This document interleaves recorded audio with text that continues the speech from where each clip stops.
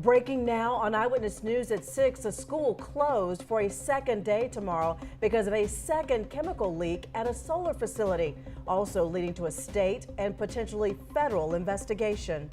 I said, y'all need to call 911. It's impacting the community, the schools, the students. The district is calling for a complete and immediate shutdown of the Silfab Solar facility. Silfab says it is pausing operations, and Channel 9 is live at the site in Fort Mill asking what will happen next as state and local leaders are demanding answers to keep everyone safe. You're watching Eyewitness News. We're live tonight at 6, and breaking in the past half hour, Flint Hill Elementary School, we're told, will be closed tomorrow as the district seeks reassurance from Silfab Solar.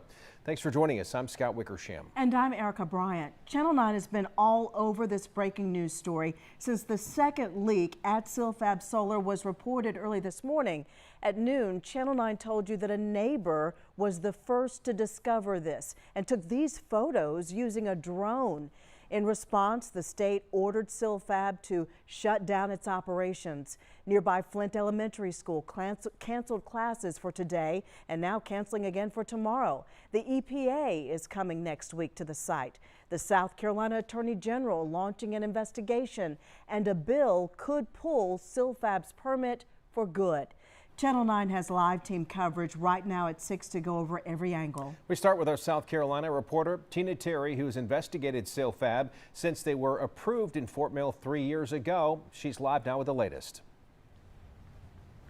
Hi, good evening, Scott and Erica. We're standing in front of Silfab right now. There are still quite a few cars in the parking lot, but the company has confirmed to us that they have shut down operations for today. That is in compliance with an order from state environmental officials, and some state lawmakers are working to keep the doors here closed.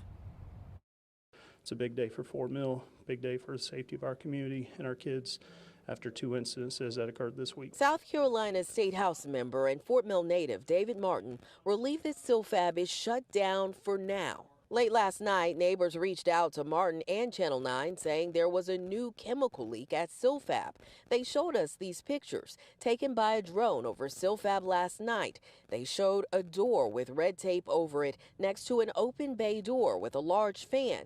A sign on the door said hazardous with the words leak at HF tank. Neighbors believe the HF stood for hydrofluoric acid. I said, y'all need to call 911, which they did this morning.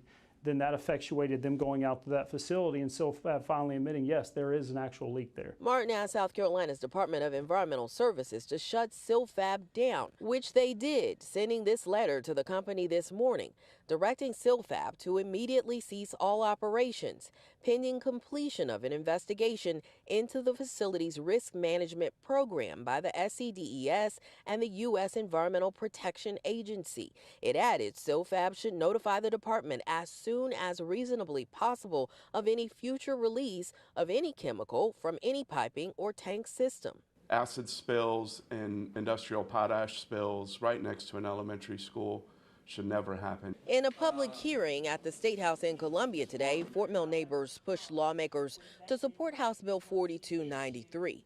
Martin says the bill he sponsored would cause York County to pull Silfab's permits because officials have ruled the business doesn't fit the current zoning. If you're not zoned correctly, then you need to have your permits pulled and you don't need to be operating in that location. Yeah, lawmakers said that bill is going to need some language changes, but there is a lot of support for it, and I did see that today in Columbia. I'm told that it could pass this session. Now, Silfab has not commented on that bill, but in response to today's leak, they did send a statement saying, in part, the company has made the decision to voluntarily pause operations today. Silfab confirms that there is no health risk to employees, the community, or the environment. And we did ask if they intend to remain closed until that investigation from state and federal leaders is complete. We're waiting to hear back from them tonight. For now, reporting live in Fort Mill, Tina Terry, Channel 9 Eyewitness News. All right, thank you, Tina. We are asking if Silfab did report the chemical leak before a neighbor called 911. We'll let you know. In a statement today from York County government, they said there are glaring deficiencies with Silfab's notification process which have resulted in delayed notifications to emergency officials in York County and other regulatory agencies. They call it unacceptable, and it's causing serious and legitimate concerns. In a letter that was just sent home to parents about 30 minutes ago, Fort Mill Schools said that Flint Hill Elementary students will stay home again tomorrow, canceled classes, because the school district does not yet have any confirmation from the state that Silfab has agreed to remain closed. Channel 9 was there earlier as classes were canceled this morning. Our Gina Esposito talked with parents and continues our team coverage.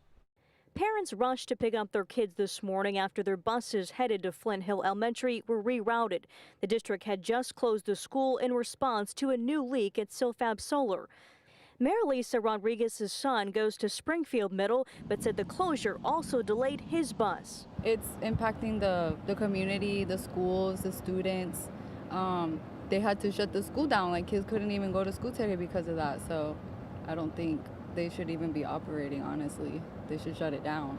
Today's leak followed Tuesday's spill. Enough was enough for Superintendent Gray Young. These incidents have caused significant concern among our parents and our community and have disrupted our school operations.